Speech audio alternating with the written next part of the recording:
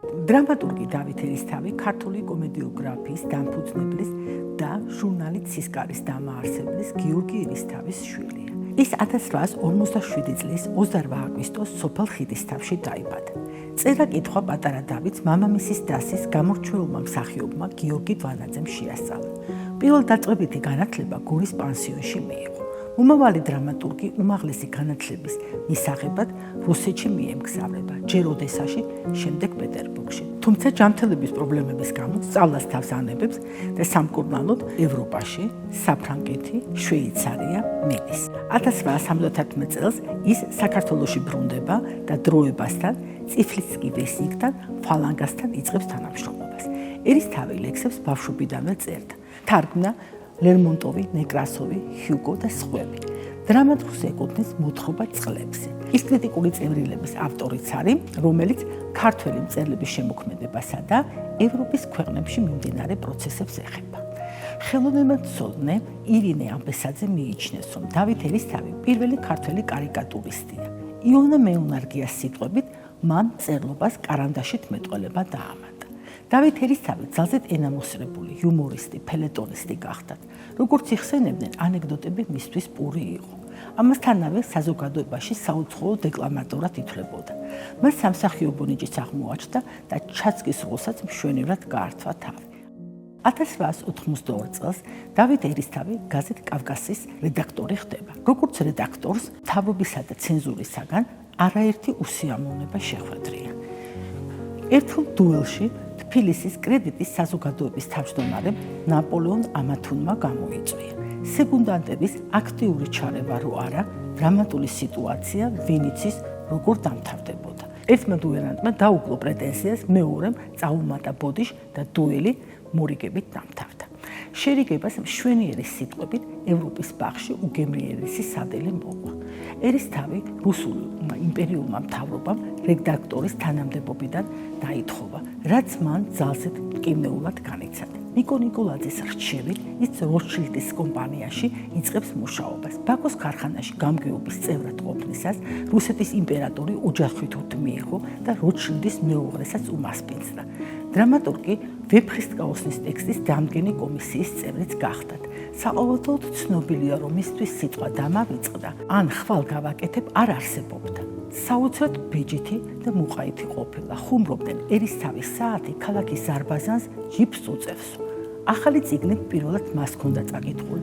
საქართველოში სტუმრად მყოფი უცხოელი მწერლები პირველად მას უნდა გაეცნო.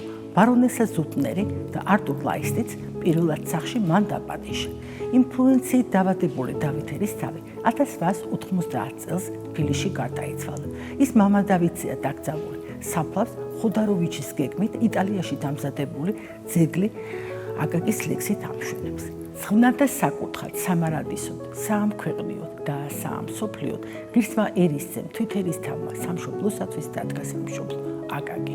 დავითის მეუღლე მარიამ ზაქარიას ასული სარაჯიშვილი იყო. ქალიშვილი ლიზა ერისთავი კი მამა პაპის კვალს გავა და საყმაწვილო ჟურნალ ნაკადულს რედაქტორობდა. სამი მოდგმა, ყველანი რედაქტორები და მოყვარენი ქართული მწერლობის. დრამატურგი როგორც კი სამშობლოში დაბრუნდა, სცენის მოყვარეთა წრესთან დაიწყო თანამშრომლობა, რომელსაც დიმიტრი ყიფიანი ხელმძღვანელობდა. ერისთავი ჯერ სცენის მოყვარეთა წრის საორგანიზაციო საკითხებს აგვარებდა, შემდგომ კი უკვე დრამატული კომიტეტის წევრი გახდა და პროფესიული თეატრის აღდგენასა და პირველი თეატრალური დასის შედგენითაა დაკავებული. 1879 წელს ქართული დრამატული დასი დაფუძნდა. საფუძველი ჩაეყარა პირველ ქართულ დრამატულ თეატრს, რომლის რეჟისორად დავით ერისთავი აირჩიეს. დრამატურგი ყოველდღე ესწრებოდა წარმოდგენებს და ყოველთვის პირველი რიგის სავარძელში იჯდა. ოტე მესხი დავით ერისთავზე მოგონებებში წერდა, რომ თეატრში ის ჯარასავედ ტრიალებდა. მსახიობებს როლებს თავის ხელით უწერდა და დეკორაციასაც ამზადებინებდა. არტისტებს პერსონაჟის ხასიათს უხსნიდა, კერავთანაც თავად მიყავდა, ტანსაცმელს ურჩევდა, ყველას თეატრში ეპატიჟებოდა. წარმოდგენის კარგად მსვლელობისას მის სიხაროს საზღვარი არ ჰქონდა, თუ მსახიობები ცუდად თამაშობდნენ, გლოვიარე სახით იჯდა. ბობოლებს მსახიობებს აცნობდა. ერთ აბონენტს მიაჩეჩებდა, მეორის ბენეფისისათვის მეტ საფასურს გადაახდევინებდა. მსახიობებმა კარგად იცოდნენ, რა კაცრი რეაგირება მოყვებოდა თუ ვინმე სცენიდან ქართულ სიტყვას დაამახინჯებდა. ქართულმა არტისტმა უპირველესად ქართული ენა კარგად უნდა იცოდეს. ხშირად უმეორებდა მათ დრამატურგი. დავითი ყოველდღე სიხარულით ეგებებოდა თეატრში ახალი ნიჭიერი მსახიობის გამოჩენას. მან ქართულ სცენას ორი დიდი მსახიობი ნატო გაბუნია და ლადო მესხიშვილის შესძინა. დავით ერისთავმა ქართული რეპერტუარის გამდიდრების მიზნით თარგმნა და გადმოაკეთა 15-მდე პიესა. სამშობლო, მეორედ გაღმაწვილება, სადაო მფლობელობა, გეომინასთა კამპანია და სხვა. რითაც ძალზედ მოწონებია ვიქტორიოს სარდუს პიესა ფლანდრია და სურვილი გაუჩნდა, რომ თეატრის რეპერტუარის გამდიდრების მიზნით ქართული სცენისთვის გადმოეკეთებინა. რაც შეეხება სარდუს პიესას, საგულისხმოა, რომ ის მე-16 საუკუნეში ფლანდრიელი ხალხის ესპანელთა წინააღმდეგ სამშობლოს გასათავისუფლებელ ბრძოლას ეძღვნება. ნიშანდობლივია, რომ სამშობლო სარდუს პიესების მსგავსად ქართველებისათვისაც მომხდური მტრის შაჰაბაზის წინააღმდეგ ბრძოლას ასახავს. უნდა ითქვას, რომ იმდროინდელი რეპერტუარი უმთავრესად გადმოკეთებული პიესებისაგან შედგებოდა, მაგრამ პიესები იმდენად იყო გაქართულებული, რომ ორიგინალთან თითქმის არაფერი აკავშირებდათ.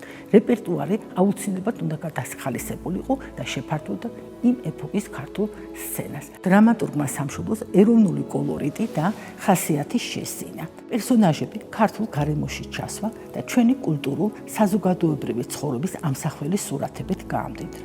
შესაძლოა ისტორიული დრამის სამშობლოს მკითხველი საქართველოს ისტორიაში ზუსტად ასეთ ფაქტებს ვერ წააწყდეს, მაგრამ ანალოგიებს თავისუფლად იპოვეს. თამამად შეიძლება ითქვას, რომ სამშობლო ქართული ორიგინალური დრამატული ტექსტია, რომელშიც კაფიოდ გამჟღავნდა ავტორის დამოკიდებულება ისტორიული წარსულისადმი. სამშობლოს ერისთავის ყველა სხვა პიესების ბატონს უწოდებდნენ. პიესა თავდაპირველად დიმიტრი ყიფიანს გადასცეს. ყიფიანმა ხელი არ მოკიდა და დავითმა გადაწყვიტა თვითონ შედგომოდა ამ საქმეს. კოტე მესხის მოგონებებიდან ვგებულობთ, რომ ავტორმა ის თავდაპირველად დროების რედაქციაში შეკრებილ გააცნო. მსმენელების ემოცია იმდენად ძლიერი იყო, რომ მაშინვე შეუდგენ პიესის დადგმაზე ზრუნავს. მსახიობთა წრემაც უმალ იგრძნო, რომ ჩვენ დამშეულ სცენას ზეციდან ციური მანანა ევლინებოდა. ერისთავმა ქართლის ცხოვრება გადაიკითხა, ჩაჰაბაზის ეპოქა ირჩია, რადგან რუსეთის იმპერიის სული შემხუთავი პოლიტიკის გამო ეროვნულ საკითხთან დაკავშირებით ნებისმიერი საუბარი ძალზედ სახიფათო და ცენზურისაგან აკრძალული გახდა. ქართული სახელები კი ავტორმა პლატონ იოსელიანის წიგნიდან ცხოვრება მეფე გიორგის აიღო. 1891 წელს ზაფხულში დრამა მზად იყო. საჭირო თანხა 50 თუმანი ივანე მუხრან ბატონმა გაიღო. დეკორაციები იტალიელ მხატვარ ჯუსტის მიანდრეს. კოსტიუმები კი გაგარინის ესკისებით შეიგერა. რეჟისორობა თავად ერისთავმა იკისრა. პრემიერა ქართულ თეატრში 1892 წლის 20 იანვარს გაიმართა და მთელი ქართული საზოგადოება დაესწრო. სპექტაკლში მონაწილეობას ქართული სცენის ვარსკვლავები იღებდნენ. იონა მეუნარგიას სიტყვებით, ეს იყო სამშობლოს პირველი წარმოდგენა კი არა, არამედ ეს იყო პირველი ნამდვილი წარმოდგენა ქართულ ენაზე. სამშობლო მეორედ 22 იანვარს დაიდგა. როგორც იმდროინდელი პრესა წერდა, სულ განაღბული მაყურებელს ტანში ჟუანტელი უვლიდა. თეატრი ტაშის და ვაშას ზახილით ინგრეოდა. მესამე მოქმედებაში, როდესაც ეროვნული დროშით ხელში კოტე ყიფიანი მოხსიყრიდა და ილია სტექონებს ამბობდა, ღმერთო მაღალო შენი ხვედრია, ცრემმორეული საზოგადოება ფეხზე წამოდგა. წარმოდგენის დამთავრების შემდეგ დავით ერისთავის სახელი დაუვიწყარი შეიქმნა. თბილისში საოცრება ხდებოდა. სამშობლოს დამთავრებისთანავე საზოგადოებამ დავით ერისთავს ატლასის აფიშით შემკული დაფნის გვირგვინი მიართვა. მადლიერმა მაყურებელმა ავტორი თეატრიდან ეკიპაჟამდე ხელში აყვანელი მიიყვანა. დრამატურგის სახლამდე კი ეკიპაჟი ბენგალის ცეცხლისა და ტაშის ქვით გააცილეს. ქალაქში თითქოს მოძრაობა შეწყდა. მიხეილის ხიდი ხალხით იყო გადაჭედილი. სპექტაკლის შემდეგ მთელი დასი დავით ერისთავის სახლში შეიკრიბა. თბილისის შემდეგ სამშობლო ქუთაისში, ბათუმში, ფოცო და საქართველოს სხვა ქალაქებში დაიდგა. ქუთაისში დადგმული სამშობლოს შესახებ ესტატე მჭედლიძე წერდა, რომ სამშობლომ ყველა ქართველის გულში რამდენიმე საათით მაინც დააწყებინა ქართველურად ცემა. მრავალ კრთალის სურვილი გაუჩინა წმინდა საქმის სამსახურისა. სპექტაკლმა არ მარტო ესთეტიკური სიამოვნება მიანიჭა მაყურებელს, არამედ როგორც მაშინ წერდნენ, პიესამ მამულის სიყვარული იმ წრეებშიც გააჩინა, ვინც კითხვა არ იცოდა და მას სცენიდან მარტო თვალყურს ადევნებდა. პეტრე უნიკაშვილის მართებული შეხედულებით სამშობლომ თანამედროვეებზე რაღაც გრძნეული ჯადოს ძალით იმოქმედა. სტეფანე ხილაშვილისათვის პრინციპული მნიშვნელობა ჰქონდა იმ გარემოებას, რომ სამშობლომ შეძლო განსაკუთრებულად მდგომი ქართველების გაერთიანება იმ იმედით, რომ ერთსა და ორ კაცს კი არ შედგიოდა გული ქვეყანაზე, არამედ სუყელანი მამულის ურმოჭრილი და ერთგული შვილები იყვნენ, რადგან სწორედ ამ გარე დადგმებას შეეძლო ჩვენი დახსნა პოლიტიკური და სამოქალაქო სიკვდილისაგან. სპექტაკლმა პირველი წარმოდგენისას ეროვნული მანიფესტაციის ხასიათი მიიღო. რუსეთის იმპერიის კლანჭებში მოქცეულ ქართველებს დავით ერისთავის სიტყვები ბევრი ამისთანა შავი დღე უნახავს საქართველოს, მაგრამ ისევ ფეხზე დამდგარა, ისევ გამობრუნებულა, ისევ ამაღლებულა, გულზე მალამოთ ედებოდა. სცენიდან გმირების შეძახილმა საქართველოს გაუმარჯოს მსახიობთა მიერ წარმოთქმულმა თითოეულმა სიტყვამ რუსეთის იმპერიის მთავრობის სასტიკი პროტესტი გამოიწვია. დავით ერისთავის დადგმა აკრძალეს. რუსულმა პრესამაც არ დაახანა და უმალ გამოეხმაურა ამ უცხ სეპარატისტულ წარმოუდგენელ მკრეხელობას. მოსკოვსკი ვედმისტის რედაქტორმა შოვინისტმა მიხეილ კატკოვმა სცენაზე ქართული დროშის გამოტანას გაუგონარ თავხედობად მიიჩნია. ის ქართველების ცინიკურად მოუწოდებდა, რომ ეროვნული დროშები უმჯობესი იყო გოთფრუას ცირკისთვის მიეყიდათ. კატკოვს თბილისში გამომავალი იუმორისტული ჟურნალი გუსლიც არ ჩამორჩა. კატკოვს ქართველმა საზოგადო მოღვაწეებმა ილიამ, სტეფანე ხელაშვილმა, შაქრო მაღალაშვილმა სამართლიანი და უმკაცრესი პასუხი გასცეს. ილიას წერილს დიდი გამოხმაურება და ბევრი სამადლობელი მოყვა. დამბეზღებლისგან არაფერი რჩება იმაზე მეტი, რომ გულში უნდა უსამართლოდ გაუპატიურებული, მაგრამ სამართლიანად გაბოროტებული გრძნობა ჩაიხვიოს. ეგრით ჩახვეული გრძნობა სალესავია იმისი, რისი დაჩლუნგება სასურველია ხოლმე. ილია წინანდროშვილი ილიას გახარებული ატყობინებდა, რომ მისი სიამოვნება კიდევ უფრო აიწია, როდესაც სხვა ეროვნების ადამიანებმაც კი ილიას წერილზე აღტაცებული კმაყოფილება გამოთქვეს. მთავრობისაგან აკრძალული სამშობლო სცენაზე დაბრუნება ცნობილი მსახიობი ბაბუ ავალიშვილის სახელს უკავშირდება, რომელმაც თავის ბენეფისზე მთავარ მართებელ შერემეტიევისგან ნებართვა ითხოვა სამშობლოს ხელახლა დასადგმელად. როდესაც აკაკი ქართული დასის რეჟისორი იყო, ნიშანდობლივია, რომ მან 1903 წლის სეზონი სამშობლოთი გახსნა. ქუთაისში 1909-1910 წლებში სამშობლო შალვა დადიანის რეჟისორობით იდგმებოდა.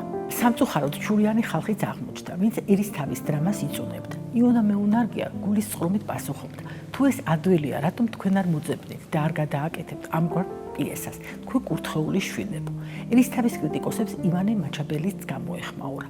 ამგვარ კრიტიკოსებს ავიწყდებათ, რომ სასცენო პიესა მარტო მშრალის ნეობის მაჩვენებელი კი არ არის, არამედ იგი უნდა იყოს ცხოვრებისა და ადამიანის ნებათახელვის გადმომცემელი. სწორედ ამ გაუგებრობის თავიდან ასაცილებლად იყო, რომ ერისთავმა მართალია შაჰაბაზის ეპოქა ირჩია, მაგრამ მთავარი მოქმედი პერსონაჟი სიმონ ლეონიძეა და არა სოლომონ ლეონიძე.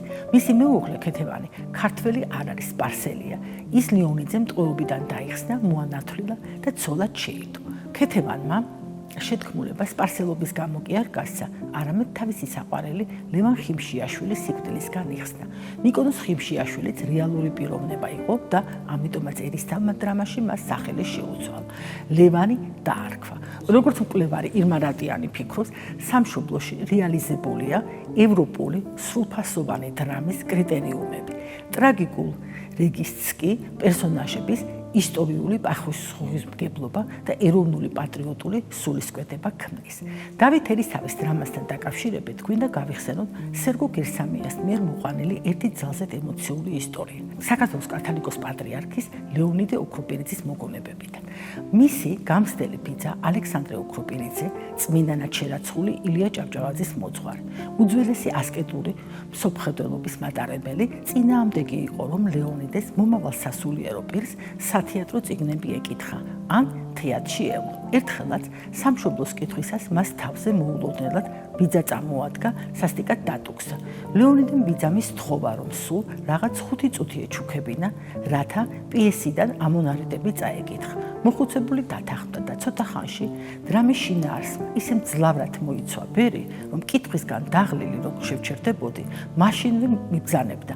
დაიწყე კითხვა, ჩქარა გავიგოთ, რა მოხდება. ბიძაჩემი საოცარ სანახაობას წარმოადგენდა. პიესის დამთავრებისას მისი ზეამქვეყნიური სახე შეიმოსა, ქუთუთოებზე ჭკვიალად ცრემლები გადმოეკიდა და წარმოს თქვა, ღვთისაგან დაკურთხი ყოფილა ის სახლი, რომელშიც ამისთანა დიდებული წარმოდგენებით იფაქისებენ მაყურებელ მსმენელი გულსა და გონებას. თან ფული გვიბოძა და დაგვავალა, რომ უთუოდ წავსულიყავით თეატრში, როდესაც სამშობლო დაეთქმებოდა. თუ 70 წლის ასკეტის გაციებულ გულს ესოდენ ღრმად ჩაცდა სასცენოდ დაწერილი ძალა, ისიც მარტო წაკითხვით წარმოვიდგინეთ რა გავლენას მოახდენდა წარმოდგენა მაყურებელს. იხსენებდა ლეონიდე ოქროპირიძე. სერგო გერსამიას თვალსაზრისით სამშობლომ ქართულ სცენაზე პატრიოტულ, ისტორიულ, რომანტიულ მიმართულებას დაუდო სათავე და სწორედ დავით ერისთავს უნდა ვუმადლოდეთ შემდგომი პერიოდის პატრიოტულ, ისტორიულ დრამების მთელ სერიას. ვალერიან გუნიას, ალექსანდრე სულბათაშვილ-ჟუჟინის, კოტე ყიფიანის, კოტეს მესხის და სხვების. იმ ეპოქის იმპერიული რეჟიმისაგან უფლება აყრევ ქართულ საზოგადოებას, სცენაზე ისეთი პიესის ნახვა სურდა, სადაც დამპყრობლების წინააღმდეგ ქართველთა ერთიანობა და დარაზმულობა გამოჩნდებოდა და არა ღალატი და დაქსასულობა. ცხადი ამგვარი სამშობლო იყო. დღევანდელი გადასახედიდანაც თავისუფლად შეიძლება ითქვას, რომ დავით ერისთავის ისტორიულმა დრამამ მართლაც რომ უშველებელმა ტრიუმფმა იმ ეპოქის კულტურულ სივრცეში ნამდვილი ფურორი მოახდინა.